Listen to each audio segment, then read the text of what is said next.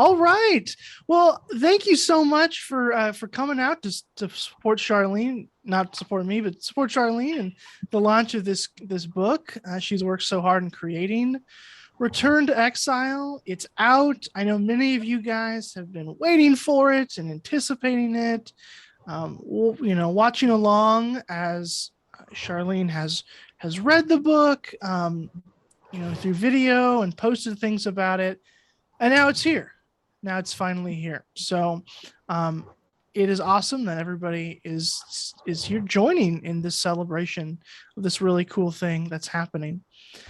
Well, to start off, I do want to introduce myself really fast. My name is Jake Dobrins. I'm an author myself. I have a couple books out, and I've been helping Charlene through this process, getting the word out on her book out to more people. I run a program called Christian Platform Builders. It's a Facebook group, and there's a Substack newsletter. So I'm just really interested in kind of this book marketing thing. So I really appreciated kind of getting to help out with the process.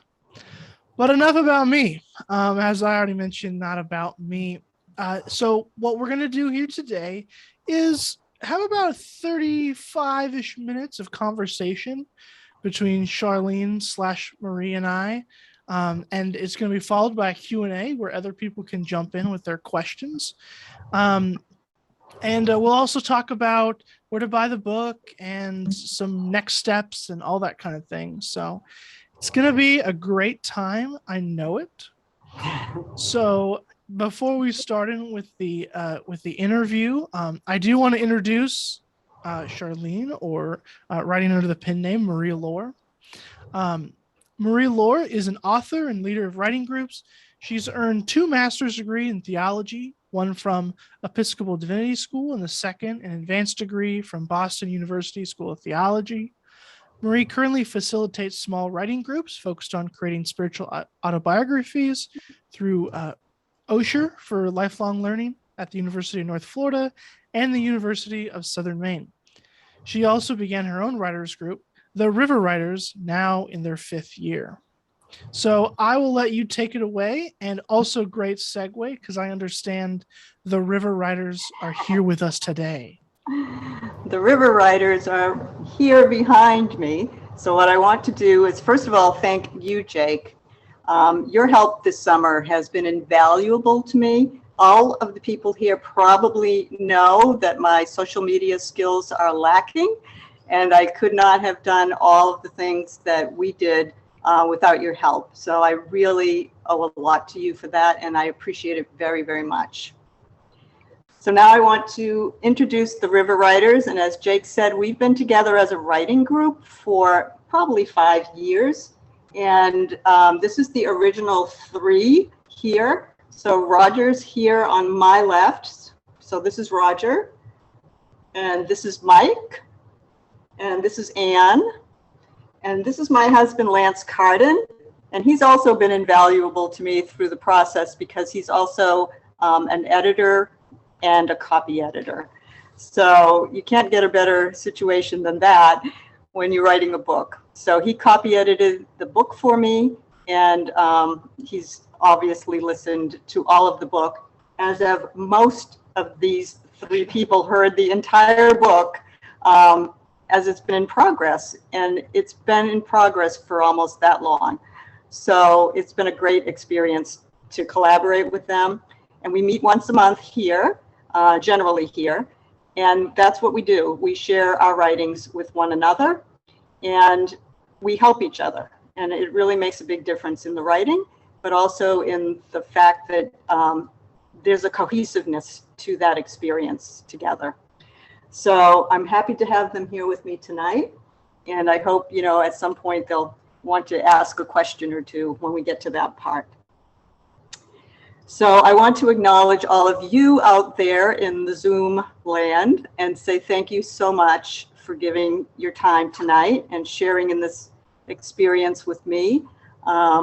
I especially want to say hello to Sarah Law, who's dialing in or with us here tonight from London. Is that right, Sarah?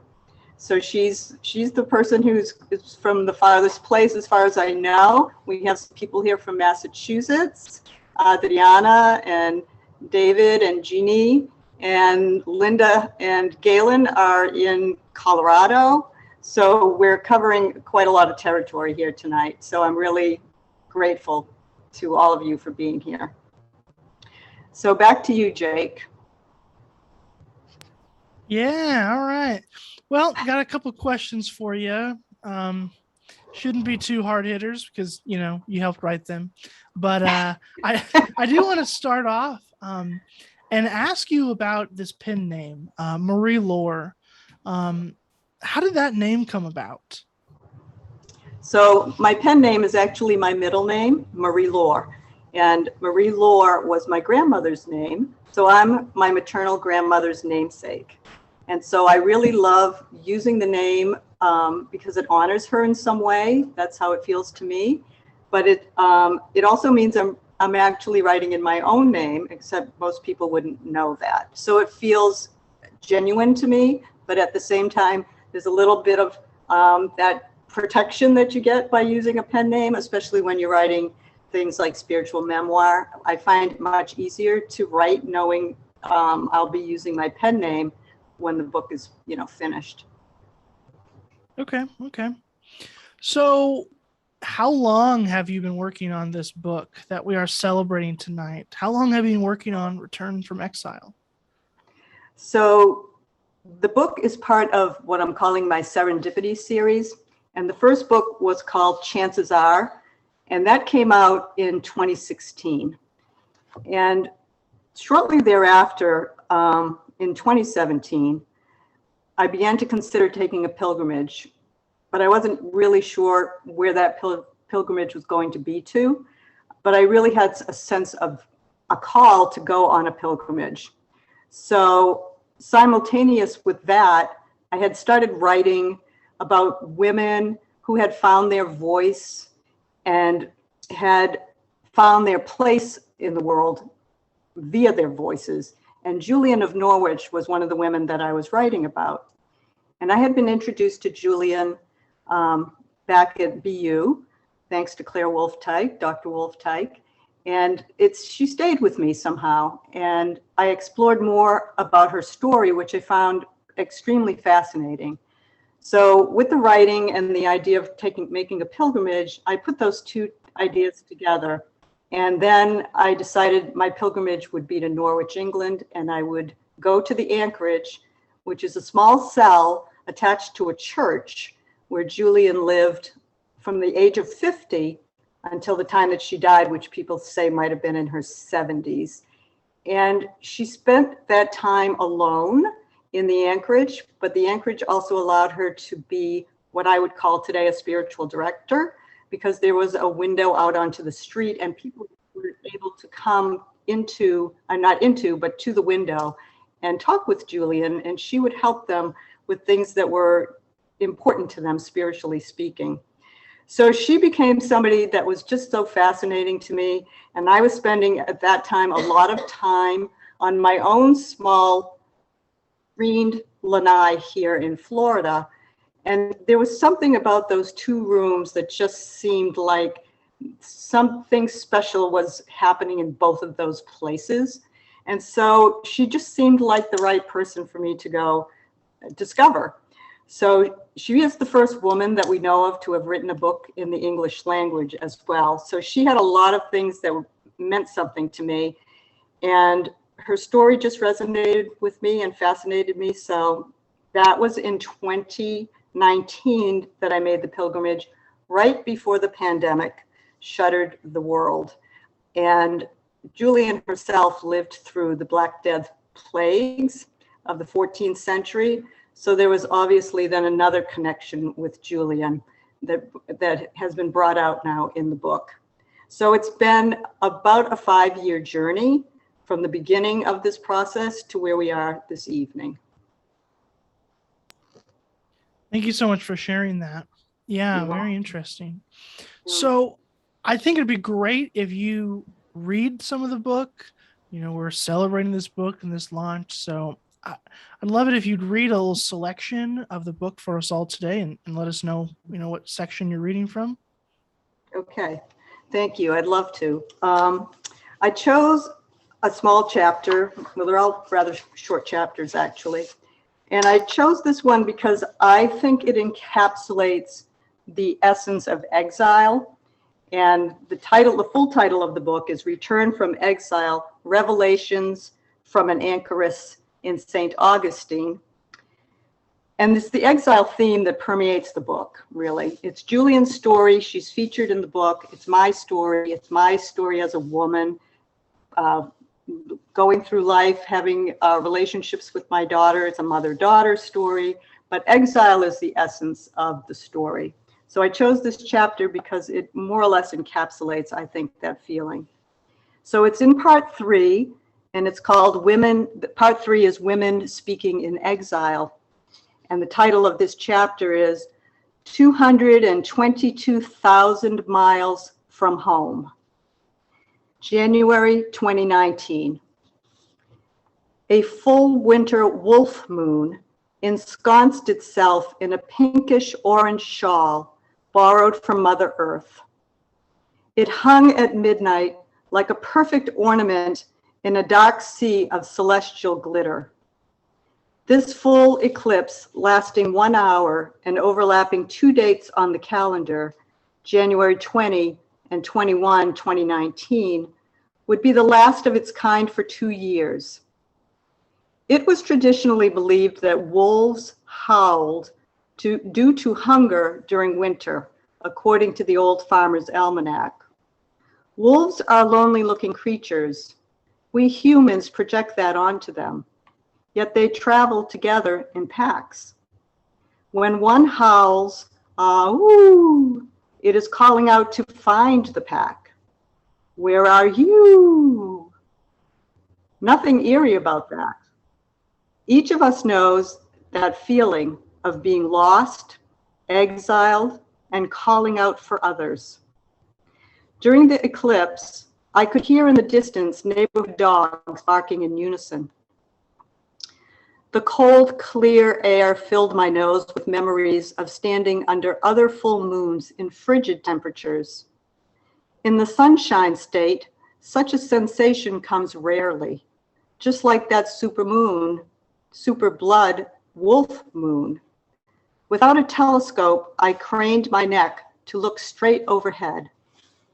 A few months earlier, at the McDonald Observatory atop a mountain near Fort Davis, Texas, a full hunter moon came close as could be through a large telescope.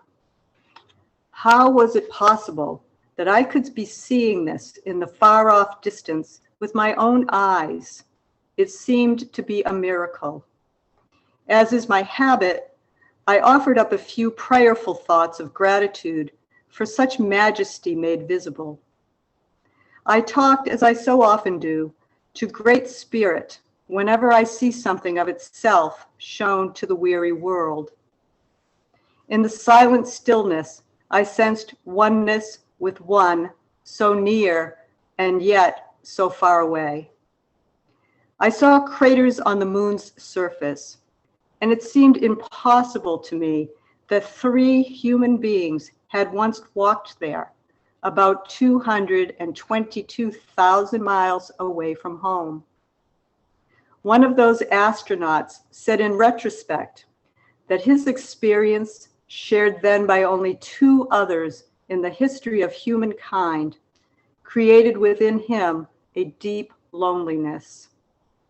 He was living in a kind of exiled state on Earth, unable to share his out-of-this-world experience with anyone, including his wife. What might the wonder and the awe of an eclipse evoke for him? For me, besides stirring some memories of other eclipses, I sensed a somewhat distant yet heartfelt connection. The moon above me was suspended in its own rightful orbit, mesmerizing millions of people like me, standing below it from the US to the UK. But unlike the solitary astronauts, We stood in solidarity in varying degrees of dress, watching and waiting together while sharing this common experience. It was a free gift from the universe. As my hands got colder, the fullness of the shadow moved ever so slowly. It did not turn black like a shadow, but pastel. I saw a few neighbors run out from their houses to catch a glimpse and a quick cell phone photo. They stayed only a minute. I wanted more than that 1 hour. I thought if a rock star had been passing by instead of our moon, throngs would be standing here to see, no matter how long it took. Natural wonders so often go unnoticed and unobserved. Why is that? Maybe we have not been taught to look and see. One day in a cafe, I overheard a mother trying to teach her son about the sky from his science textbook. He could not seem to understand the solar system and its organization of planets. Increasingly frustrated, his mother pushed the book over to his side of the table. "Read it again until you see what I mean," she said. I wanted to say, "Go outside tonight and look up." The book was static, but the sky is full of life. In the morning, after the eclipse, remembering my sense of oneness brought a few tears. I missed my daughter being there. I had so wished at that moment to be sharing what we had seen together in the starlit sky in previous years. I made a wish and offered a silent, hopeful prayer that we might still have other times to share such moments together. I offered my prayer, burned incense to Great Spirit, and thought to myself, I will watch and wait for a sign that my prayer has been heard and accepted. Soon thereafter, I read that Great Spirit is another name for this January full moon. Thank you so much for reading for us. As Thank you. always, beautiful prose, thought-provoking, a great preview of what people can discover in Return from Exile. And for those wondering about the audiobook, you guys better start pooling some cash together or something for those that really enjoy Charlene's readings. I know I do. I'm sure others do as well. Well, at this time, we're going to talk a little bit more about where to buy the book and next steps and that kind of fun stuff. And then we'll transition into some questions after that. So be thinking of your questions, keep them in the back of your mind, and we will get to those momentarily. Okay. Well, here's a larger image of the cover, and we're going to explore a couple of different places where you can go to buy Return from Exile. So the first place is, here we go. The first one is through bookshop.org, and once you buy through this through Bookshop, that will support St. John's Cathedral. So it's a great way to support local, even if you're not actually local there in Florida. And so that's one option that we definitely want to recommend. And in a little bit here, I'll go ahead and put that link in the chat so you don't have to start like writing down that link or anything like that. I'll make sure to put that in the chat. The second place that we highly recommend is through the publisher, Whitfenstock. And if you decide to go through the publisher, this is pretty neat, but they've given us a code. The code is Exile. I think it's in all caps. At least that's how it was sent to me. And once you put in that code Exile at checkout, you get 40% off the retail price. So that's a pretty great way to get the book. Maybe a little cheaper, but this offer ends in 24 hours. So that's definitely something that you want to make sure you get quickly if you want to take advantage of that deal through Whip and Stock, the publisher of the book. And that's just whipandstock.com. Sorry, kind of a hard name to pronounce, but it's okay. And then lastly, there is that other big one in the room, Amazon. Might have heard of it. That is also, of course, an option. We do want to encourage you to buy directly from the publisher, or buy through a local bookstore, or through bookshop.org. But there is, of course, this option as well. You can buy from Amazon.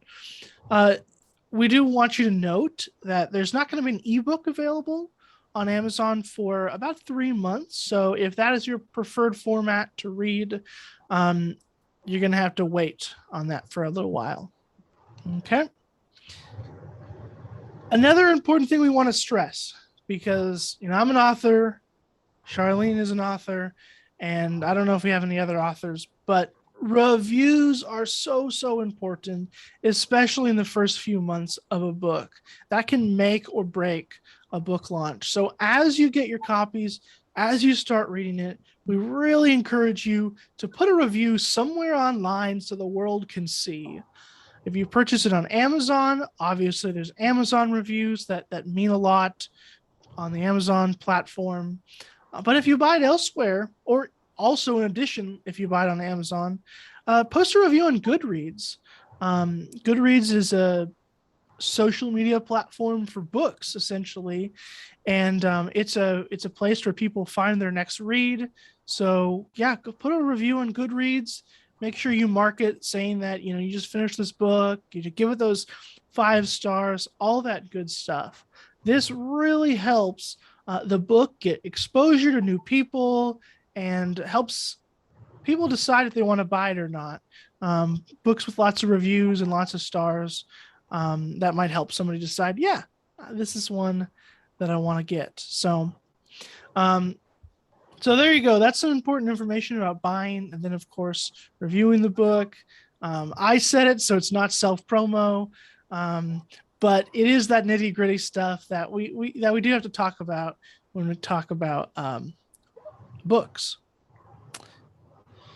Let's see. We also want to mention some different ways to kind of keep up to date. So a lot of you probably came here through the emails that Charlene has been sending out. If you're not on that email list, though, you can ask to get on that, jump on that.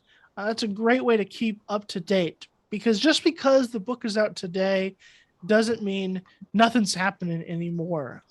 There are still announcements to come and different opportunities that Charlene will have to share on different podcasts and different platforms. So you'll want to stay in the loop. So like I already mentioned, there's that email list. There's also the Facebook page, Marie Laure. You can like that one. Alternatively, or in addition, you can join the Facebook group, Return from Exile. What's your pandemic story? That also will have some content there going forward. So, like I said, there's still some more things to come in the future. And we really encourage everybody to kind of stay up to date. And these are some ways where you can do that. So I think that was the part of the show where we take some. Oh, wait, first I have a couple more announcements, and then we'll take the Q&A. Then we'll transition to that. I mentioned some of the things that will be happening in the future, podcast interviews and such. On Tuesday, September 21st, Charlene's actually going to have a live Facebook a live interview with April Metzer, who is also an author, and they'll be talking about the book and some other things.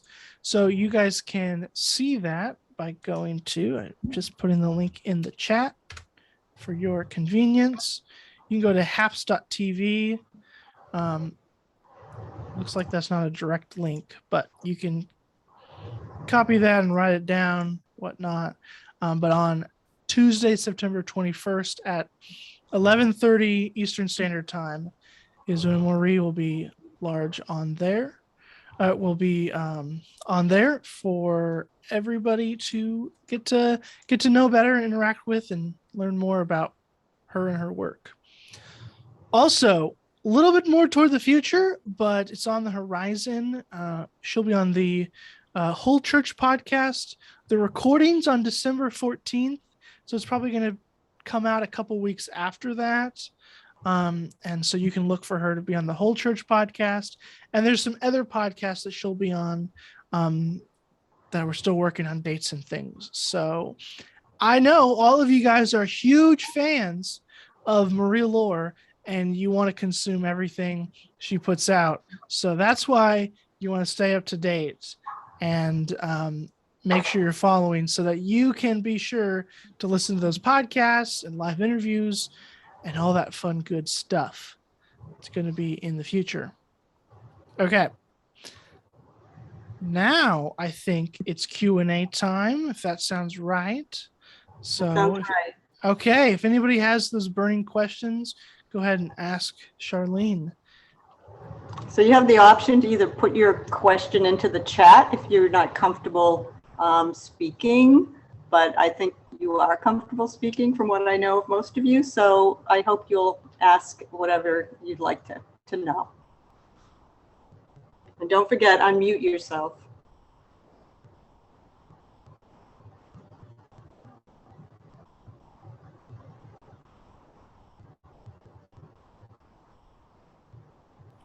Well, Charlene, I'll start. You know you can always count on me. Thank goodness, Anne Marie. Yeah. Hi, everybody. So, Charlene, this is really, it's fascinating to start to learn more about pieces of you that I didn't know, right? I mean, I know a lot of the folks that are on this call are very familiar with that, but for me, it's a new learning experience, which I'm very grateful for. So what actually started you on this journey of actually writing? Yeah, that's a very good question, and I'm, happy to answer that because I think that's a common question that people want to ask people who write books or just enjoy writing. I think it was always part of my essence from the time I was quite young, but it never really flourished in most of my my adult life, except in little sort of secret corners.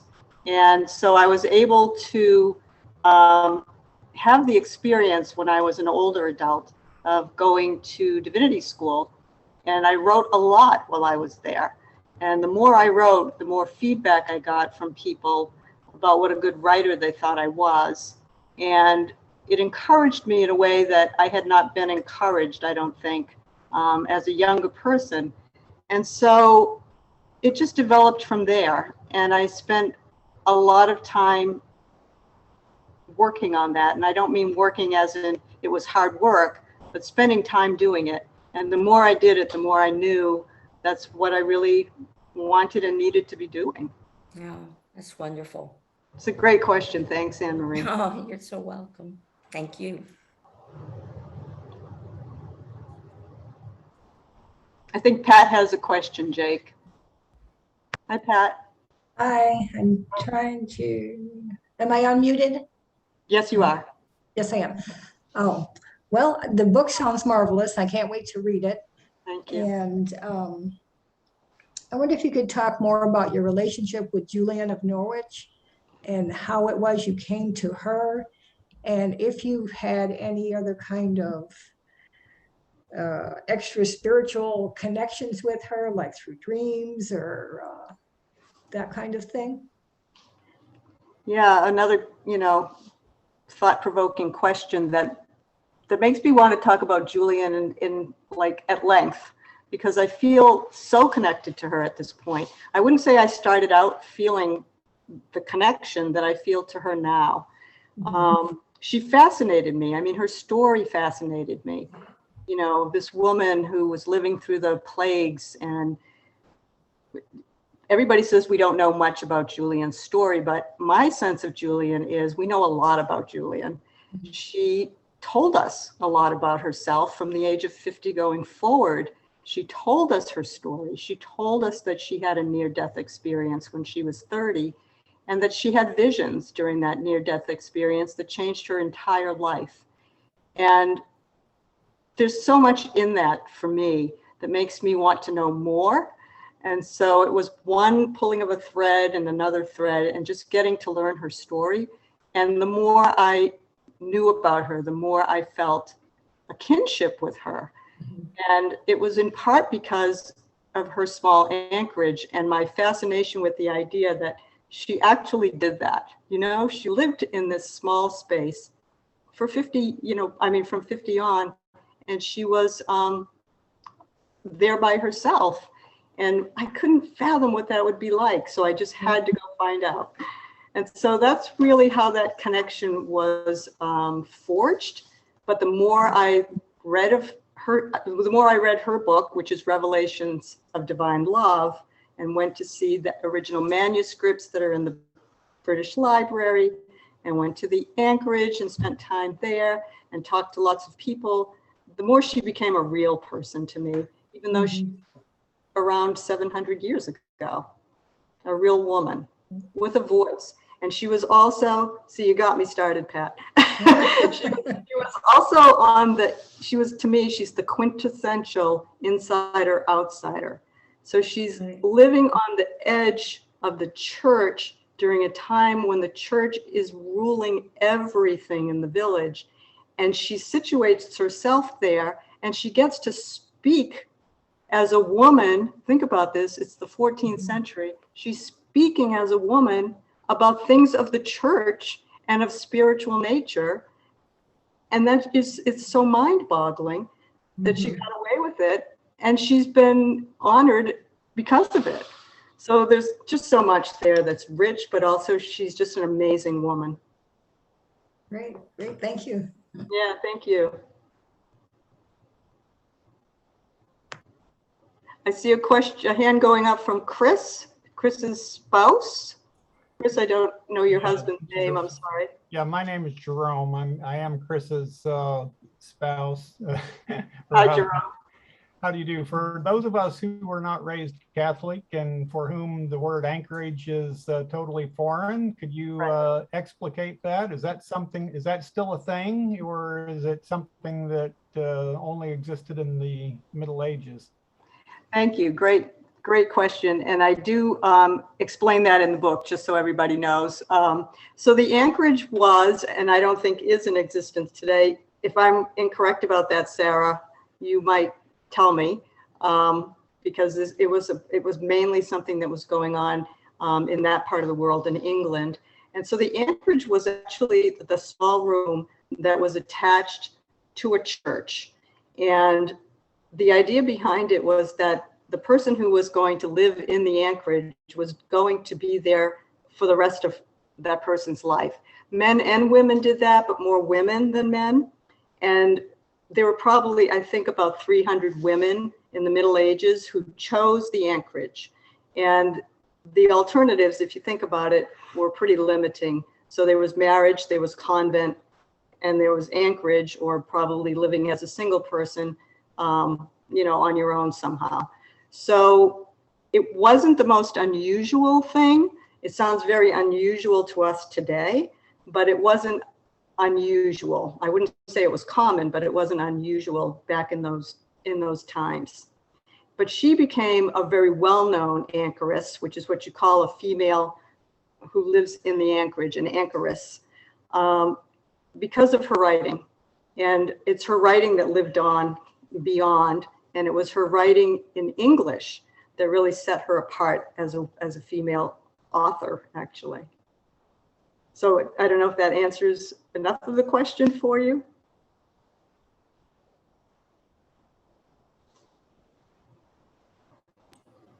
Yeah, thank you very much. That's great. Thank I'll you. read the explanation in the book. Yeah. Thanks. Charlene, I have a question. Hi, Nan. Hi, thank you for sharing. That was a beautiful chapter you read for us. The imagery is incredible. And as I think of other women in anchorages, as you described it not being uncommon, I'm wondering, do you know if it was common for the women to be able to speak to the public, or did they have different roles? Different anchoresses have different roles that they played. Do you know, Charlie? I don't want to speak as an authority on anchoresses. I'm going to say that it's my understanding that people who became anchoresses did serve that role in the village.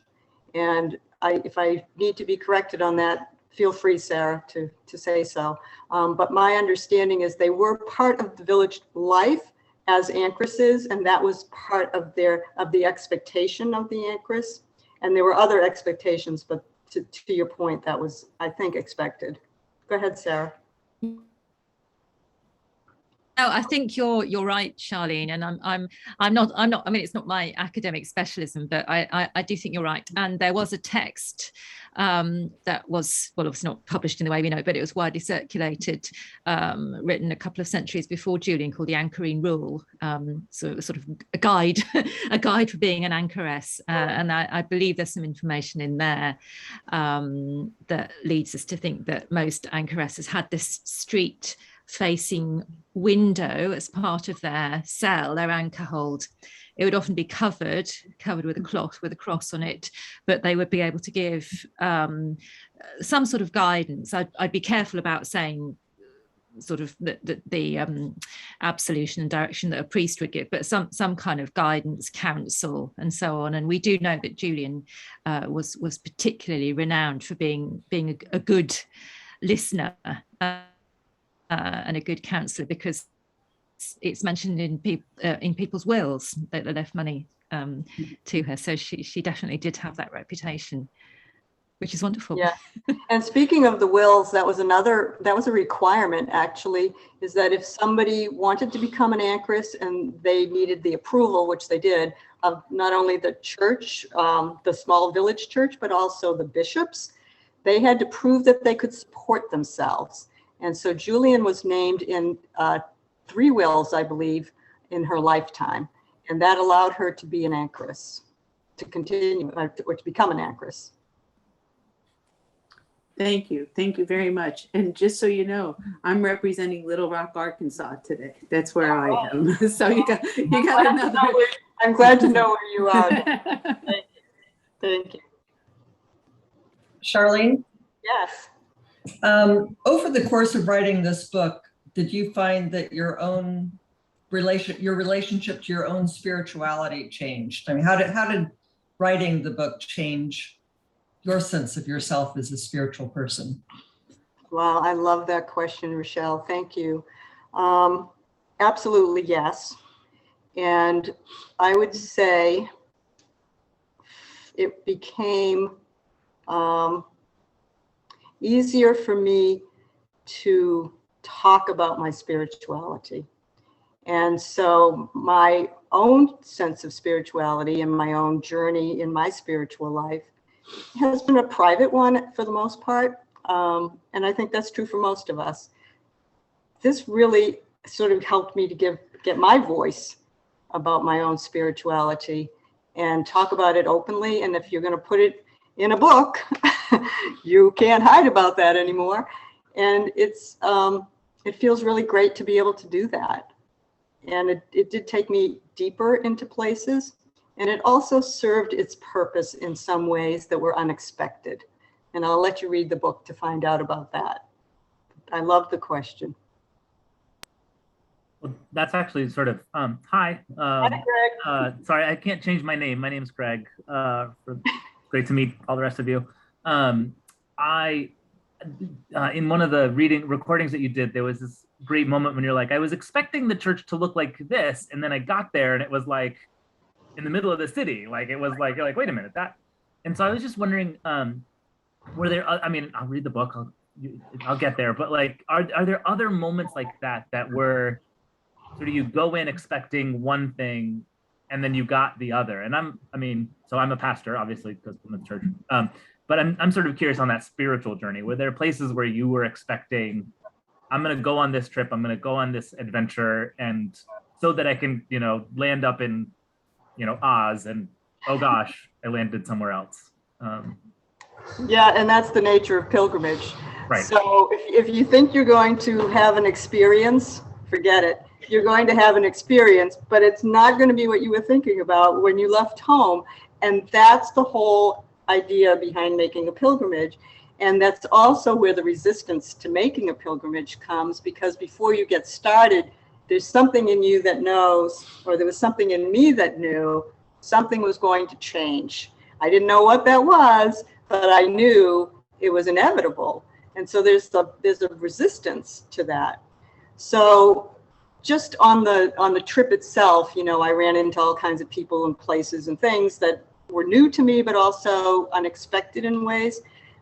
But the one that stands out for me the most is a man that I met on the plane on the way home. And why this is significant to me as the person who wrote the book was I had already more or less in my head ended the pilgrimage because I was now flying home. But you know, it's a long flight, right? So I did my usual thing. I got on board. I had my writing journal there. I had in my head what I would do for the next 9 hours, put my headphones on, and I was sitting next to a man who, I don't know how old he was. I'm just going to guess he was, you know, 20 or so years older than me.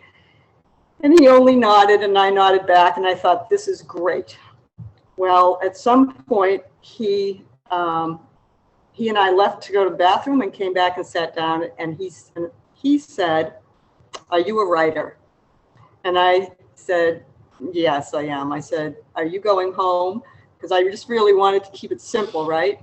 And he said he was going home from his grandson's funeral.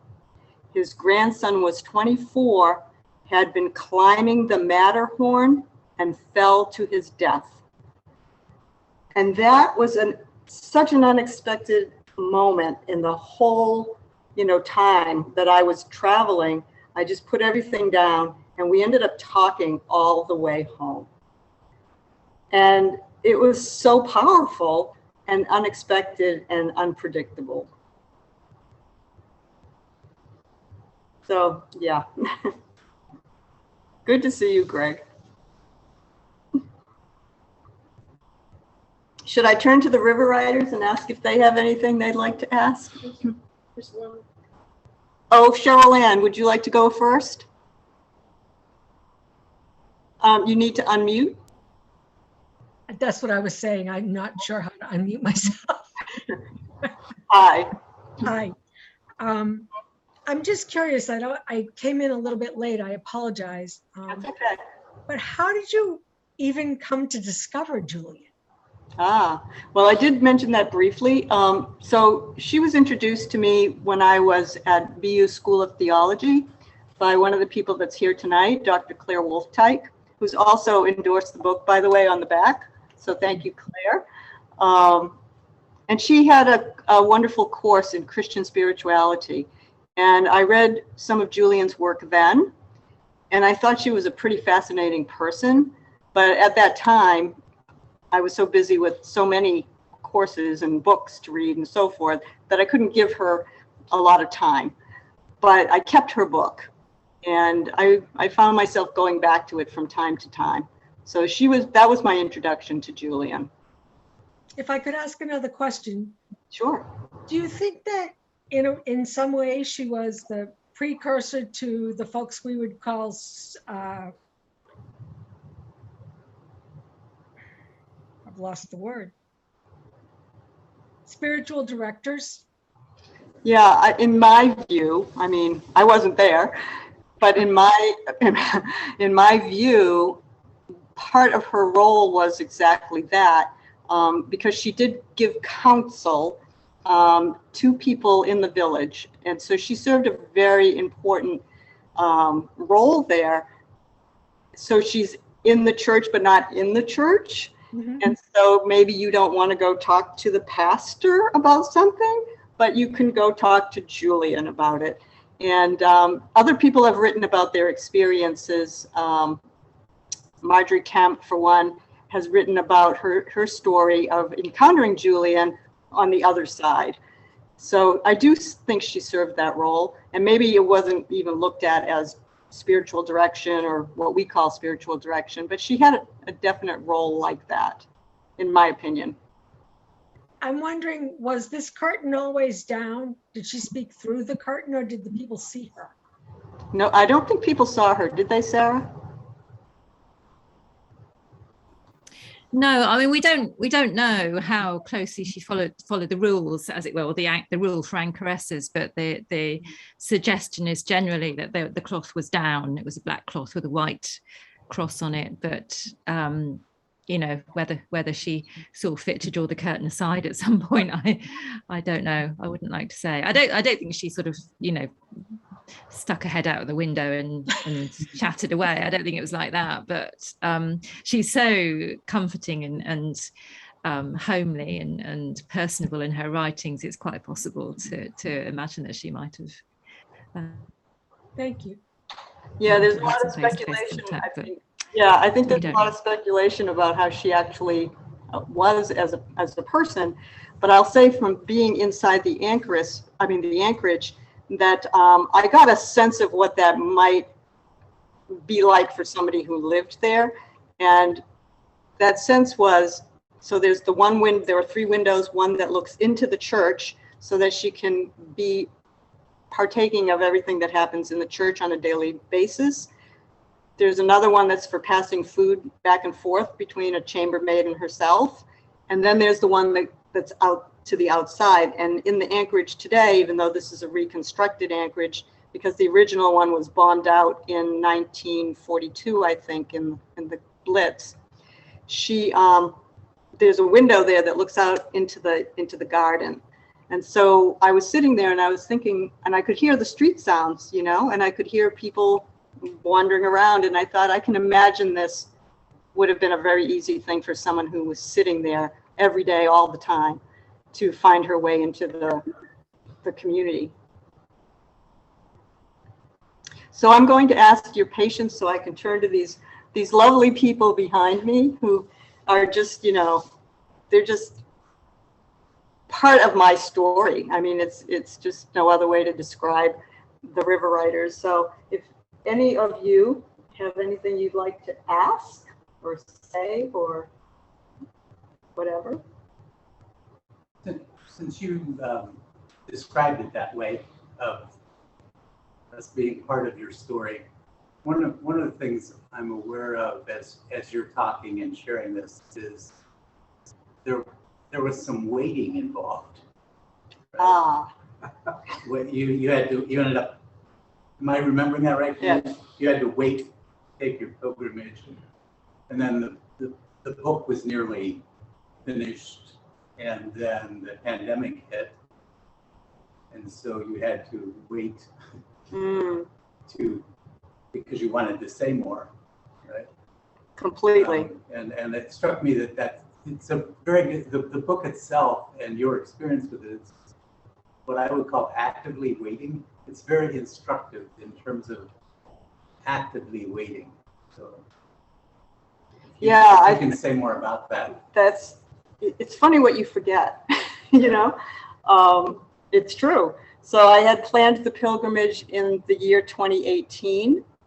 I'm not going to spoil the book, so I'm not going to tell you everything, but the pilgrimage was fully planned and booked everything. And I was at the airport in Jacksonville, Florida, to make a connection in Boston to go to England. Well, I never left Jacksonville, and I didn't go on the pilgrimage for another year. And part of that had to do with if there was no other time for me to go in that year. That was sort of like my time that I had planned. So I hit the pause button mentally, but I wasn't sure I'd actually get to do it. So I was actively waiting, as Roger's describing, for the auspicious time to come around so that I would go on this pilgrimage. And in the meantime, I continued writing the story, but I knew I had to physically have the experience of the anchorage in order for me to understand more than what I knew. And as far as the pandemic goes, when I got home from the pilgrimage, it was July of 2019. And shortly after that, as we all know, We all went into exile. And as I realized we were now living through a pandemic, my understanding of Julian's experience grew exponentially, because when I was in the Anchorage, I remember sitting there and thinking to myself, what would it have been like to live through a plague in the 14th century when there's no, medical services and people were just dying everywhere in the street? And I couldn't even fathom it, but I was trying to kind of get a sense of it. But then we've had our own series of stories now, and they brought her story much closer to me and to our time, I think. Thanks, Roger. Is somebody asking a question? Yep, sure. Yeah. So you raised another interesting question in my mind. So you say that you got to examine the manuscripts. Mm-hmm. And of course, that's a great long time ago. Describe to us, if you will, the challenges in understanding the English of that period. Well, I couldn't decipher it, I can tell you that.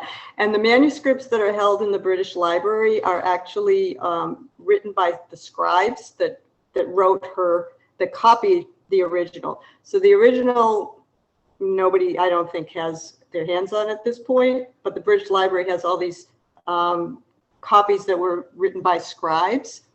And I had listened to an audio version of the entire manuscript before leaving home. So I had key things I was looking for in the manuscript because I knew what chapter they'd be in.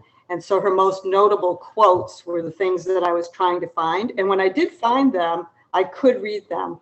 But to pick it up and read it as a book, I couldn't have done that myself. Although there are people who I'm sure could read that kind of, Middle English.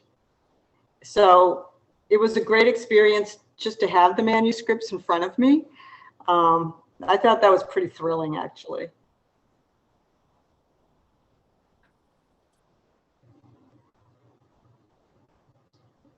So does anybody else have anything, or should I turn this way? Go ahead. Oh, Charlene, I'm sorry. You're muted. You are muted. You are muted. Here I am. There you are. How many anchors, I suppose, or anchoresses were there? Well, we guess, or we think, or I've read, I should say, probably around 300. All at that same time period? There was like a prevalence of that going on during the 14th, 15th century. Yeah, limited choices for women, as you can imagine. And were they all in Great Britain? Mostly, but not all. What do you say to that, Sarah? You nod, you'd shake your head. Yeah, I think not all. I think possibly over Europe as a whole.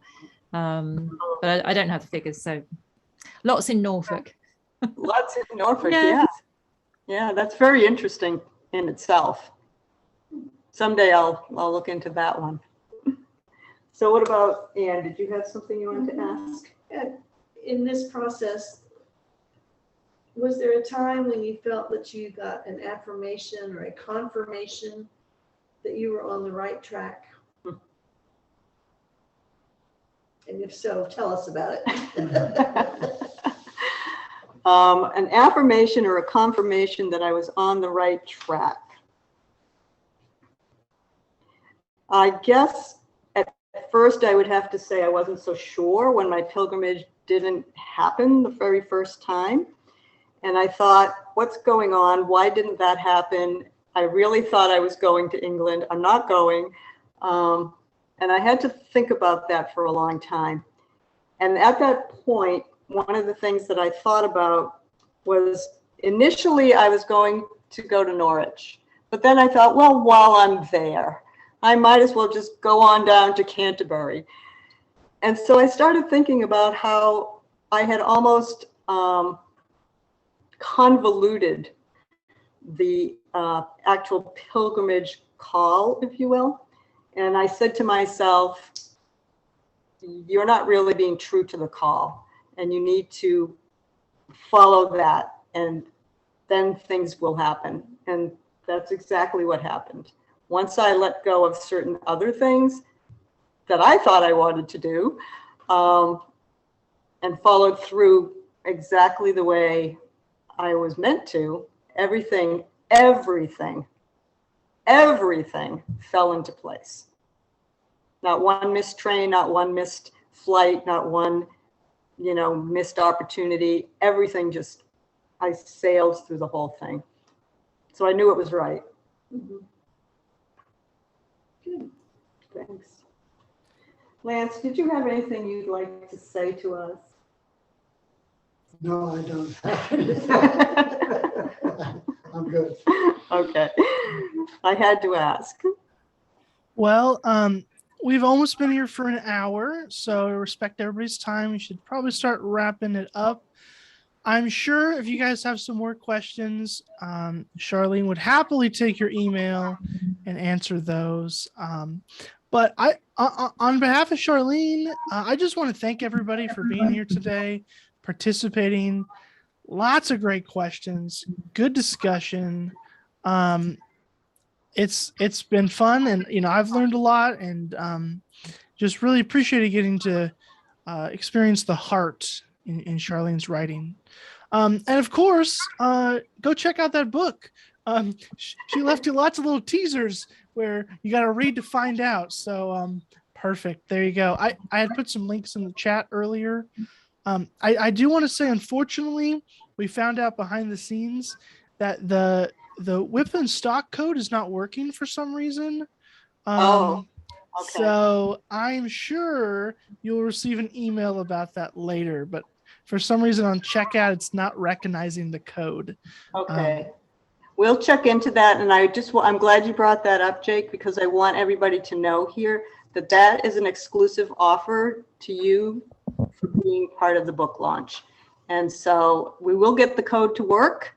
If we have to extend the time frame, no worries. But please, I hope that will be your choice to use the 40% discount, which we set up just for you for tonight.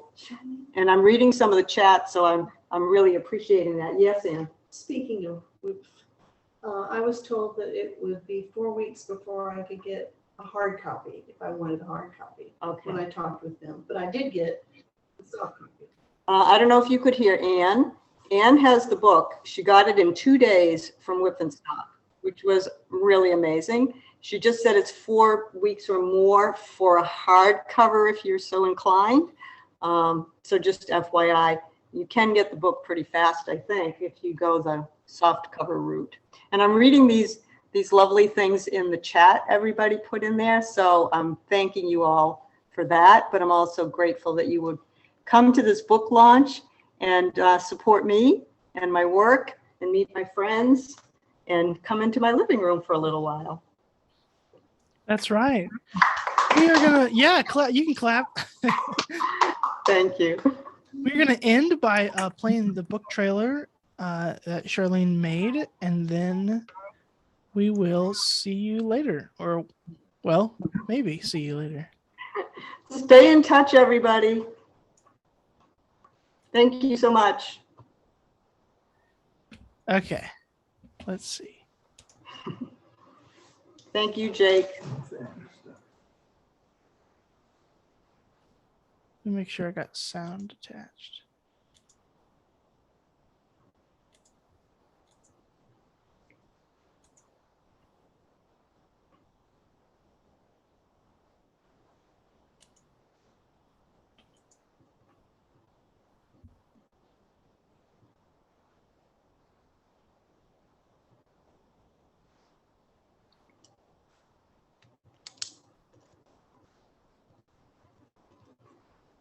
There's no sound, Jake. Oh, now you tell me. I'm sorry. No, it's okay. Let me try to figure that out. Oh, here it is. That's what. Thank you.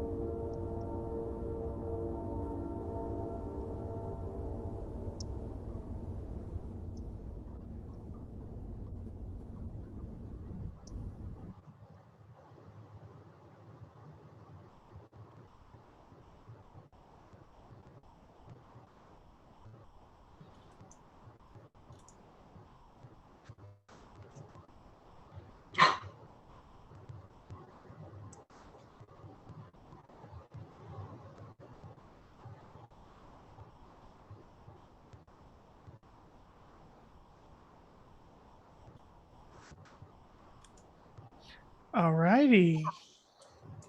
Well, again, can't see anybody. Again, thanks for being here. Be sure to get the book, jump on that Facebook group, get on the email list if you're not, and stay in touch because more cool things are to come. Thank you. Thank you and good night. And thank you so much, Jake. Of course.